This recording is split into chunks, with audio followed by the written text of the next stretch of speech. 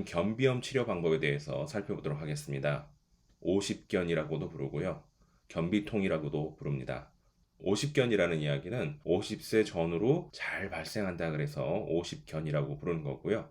견비통도 어깨에 통증이 생기기 때문에 견비통이라고 부르는 거죠. 그러면 50세가 되면 무조건 발생해야 되냐? 그건 아닙니다. 50세 이상, 60세 이상 되셔도 견비통이 발생하지 않는 분들도 계시고요. 또 반대로 3, 40대에도 발생할 수 있습니다. 그러면 오십견이 생기면 어떤 문제들이 생길까요? 어깨와 관련된 여러 가지 문제가 생기겠죠. 예를 들어서 팔을 들어 올리지 못한다든지, 또 돌리지 못한다든지, 또 뒤로 열중샷 자세가 잘 안 된다든지, 또는 가만히 있어도 어깨 부위가 너무 통증이 심합니다. 너무 아파가지고 힘들어하는 이런 경우도 있고요. 심각해지면 어깨하고 여기 위쪽 팔이 전체가 붓는 경우도 있습니다. 그래서 이것도 굉장히 고통스러운 질병인데요.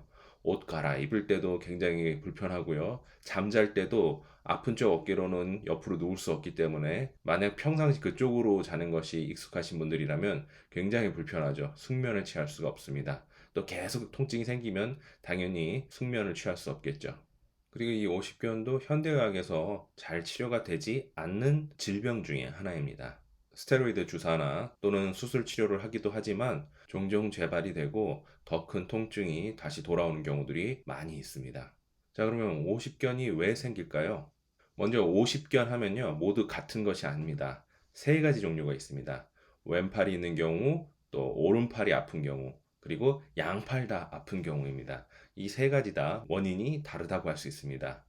자, 그러면 오른쪽 어깨가 아픈 경우에 대해서 살펴보도록 하겠습니다. 왜 오른쪽 어깨가 아플까요? 당연히 어깨에 생긴 문제니까 어깨를 무리하게 사용했을 때 자주 발생하겠죠. 무거운 것을 든다든지 무리한 동작으로 어깨를 움직였다든지 이랬을 때 오십견이 쉽게 발생할 수 있습니다. 또한 이 어깨하고 목하고 연결이 돼 있잖아요. 그래서 목에 문제가 생겨도 어깨에 통증이 오고 문제가 생길 수 있습니다. 이런 경우에 어깨만 치료하면 나을까요? 절대 낫지 않겠죠. 목도 같이 치료해 줘야 됩니다. 그리고 왼쪽과는 다르게 간장에 문제가 있을 때 오른쪽 어깨가 아파지게 됩니다. 그리고 오른쪽 폐에 문제가 있을 때도 오른쪽 어깨가 아플 수 있습니다. 또는 오른쪽 흉근에 문제가 있을 때도 어깨를 잡아 당기기 때문에 문제가 생길 수 있습니다. 그리고 우리 몸을 위에서 이렇게 내려다보면은 직사각형의 모습이 되겠죠. 그 직사각형 모습에서 오른쪽 어깨의 반대쪽 대각선의 뒤쪽은 바로 왼쪽 견갑골이라고 볼 수 있습니다. 그래서 서로 제일 많은 영향을 주게 되는데요. 이 왼쪽 견갑골에 문제가 있을 때도 오른쪽 어깨가 통증이 생길 수 있습니다. 또한 그대로 이렇게 사각형 아래로 쭉 내려가 보시면은 이 오른쪽 어깨의 대각선 반대쪽은 좌측 고관절, 골반, 그리고 둔부라고 볼 수 있습니다. 여기에 문제가 발생할 때도 마찬가지로 오른쪽 어깨에 통증이 올 수 있습니다. 또한 왼쪽 하복부에는 뭐가 들어있죠? 하행결장, 그리고 S상결장이 연결되어 있습니다. 그러므로 여기에 문제가 생기면 오른쪽 어깨가 또 아파질 수 있습니다. 그리고 앉은 자세가 불량하면 우리 어깨가 당연히 아파지게 됩니다. 앉은 자세가 정상이 아니고 약간 삐딱하게 이렇게 비뚤어진 자세라면 비뚤어질 때 어깨가 어떻게 되나요? 움직이게 되죠. 중심을 잡기 위해서 어깨도 같이 움직이게 됩니다. 이때 잠깐이면 뭐 상관이 없죠. 잠깐 이렇게 움직이는 건 상관이 없는데 만약에 오랫동안 이렇게 기울어져 있다고 생각을 해보세요. 그리고 고개는 똑바로 다시 들어야 되겠죠. 우리가 똑바로 살아야 되니까요. 기울어진 채로 이렇게 살 수 없잖아요. 그래서 똑바로 들게 됩니다. 이런 상태로 계속 유지가 된다면 마찬가지로 어깨에 긴장을 초래하고 통증을 불러올 수 있습니다. 그리고 자세는 똑바르다 하더라도 만약에 오랫동안 앉아 있게 되면 마찬가지로 어깨에 긴장이 오게 됩니다. 왜 그럴까요? 앉아 있는 자세는 우리 둔부에 스트레스를 주게 돼 있죠. 엉덩이에 스트레스를 주죠. 그렇게 되면 엉덩이하고 어깨는 서로 우리 인체 균형을 잡아주는 반대되는 꼭지점입니다. 그렇기 때문에 엉덩이에 스트레스가 가중이 되면 어깨에도 스트레스가 가중되게 됩니다. 자, 그럼 우리가 어떻게 오십견을 예방하거나 치료할 수 있을까요? 제일 중요한 것은 무리하게 어깨를 사용하지 않는 겁니다. 너무 오랫동안 어깨에 힘을 준다든지 아니면 어깨에 부담을 주는 동작을 취한다든지 이러한 것들은 전부 피하시는 게 좋겠죠.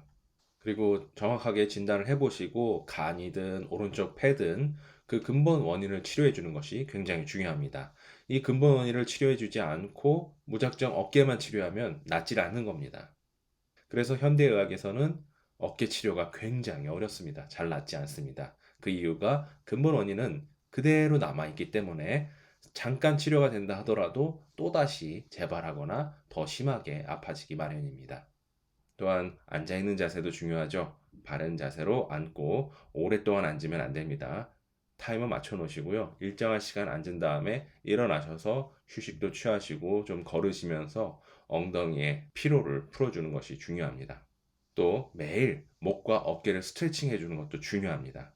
일종의 기계에 기름을 칠하는 것과 같은 효과라고 보시면 됩니다. 어깨가 다치거나 아니면은 어깨나 목에 무리가 올까봐 또는 귀찮아서 너무 움직이지 않게 되면요. 점점 그 부위의 근육들이 긴장하면서 축소되고요. 그리고 당연히 힘이 더 약해지게 됩니다. 이렇게 되면은 더 어깨나 목을 지탱할 수 없기 때문에 이러한 오십견들이 잘 발생할 수 있습니다. 그래서 각 근육을 부드럽게 만들어주고 기름칠한다는 느낌으로 매일매일 스트레칭을 해주시는 것이 좋습니다. 이러한 목과 어깨와 관련된 스트레칭은 종류가 여러 가지입니다. 각자 자신에게 맞는 방법을 찾으셔서 해보시기 바랍니다. 그러면 우리는 어떻게 치료할 수 있을까요? 먼저 지압으로 치료하는 방법입니다. 첫 번째 할 자리는 자, 지금부터는 침뜸을 이용해서 본격적으로 어떻게 치료할 수 있는지 그 방법에 대해서 살펴보도록 하겠습니다.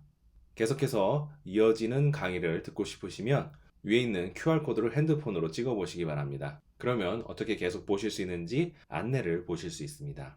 또는 아래에 있는 카톡으로 연락해 주시기 바랍니다. 그러면 관련된 안내장을 보내드리도록 하겠습니다.